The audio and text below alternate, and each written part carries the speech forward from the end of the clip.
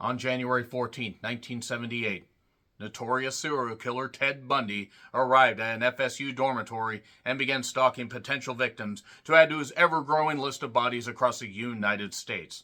And then the very next day, in the early hours, he carried out these atrocious acts, and this is that story. Dun dun! The Black Mass was written by, directed by, and stars Devani Penn, who was in The Dawn and other projects. Also written by Brandon Slagle, who did The Flood, and Eric Pereira, who includes various projects on his IMDb. And check out all those pages for the full list of their work. And this tells the story of notorious serial killer Ted Bundy, who arrives in Florida and continues his swath of destruction and killing various women. Why? Because he was pure evil. Sure, he might have been educated, and Bundy, you dumb serial killer piece of shit.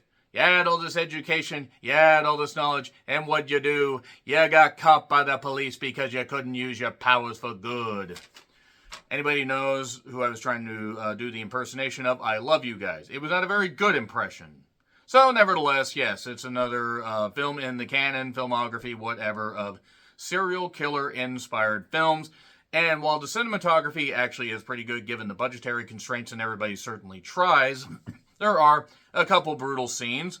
They at least try to, get the violence going in the last act. There's a particularly brutal scene that I don't know if they really needed to do that.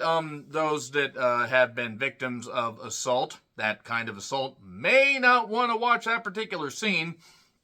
It is a breezy 72 or so minutes, and it does offer a little bit of stuff at the end about what happened to Ted Bundy, because he did get caught due in large part to this stuff.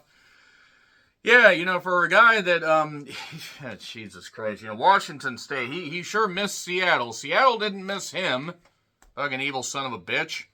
I'm not saying it tried to make him sympathetic. It certainly didn't. That is one thing about this movie I will give them credit for.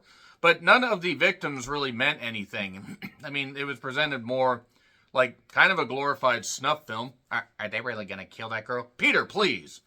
Yeah, that's it. The film doesn't really have any right to exist. It just occurs, and it is what it is.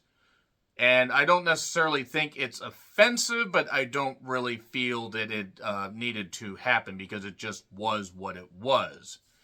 That being said, hopefully everybody can go on and do bigger and better things. So yeah, there's not really much to spoil, because if you've seen any documentary on Ted Bundy and they've ever covered this part, you've seen it.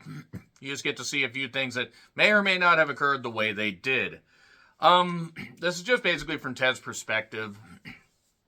And we see what happens. We see how he at times was pretty charming, but more often than not, he was pretty socially awkward.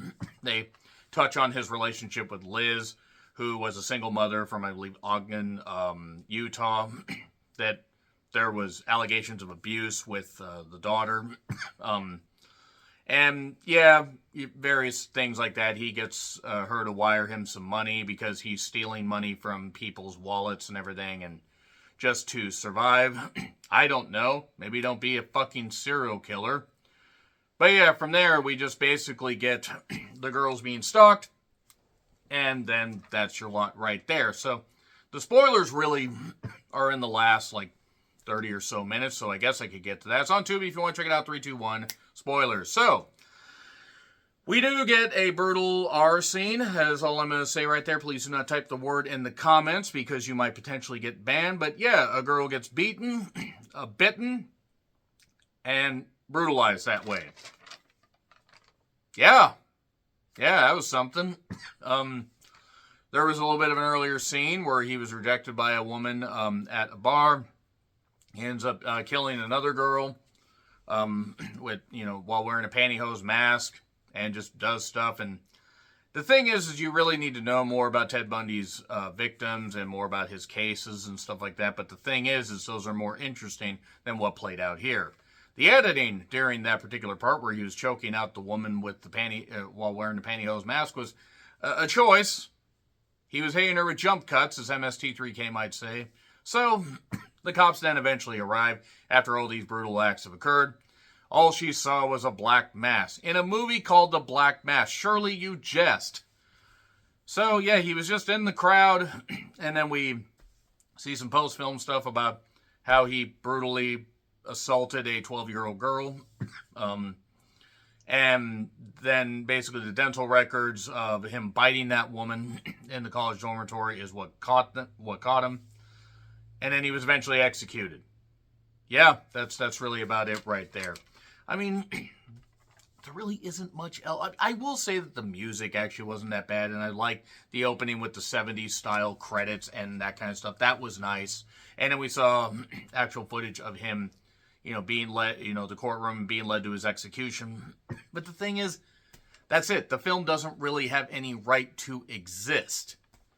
Even if I have seen way worse projects that try to make him sympathetic, I don't really understand why this film happened, but it was what it was. At least everybody hopefully got paid and hopefully can go on and do bigger and better things. So, yeah, that being said, though, I'm sorry, it's not good. Not good. And has no real meat on the goddamn bone.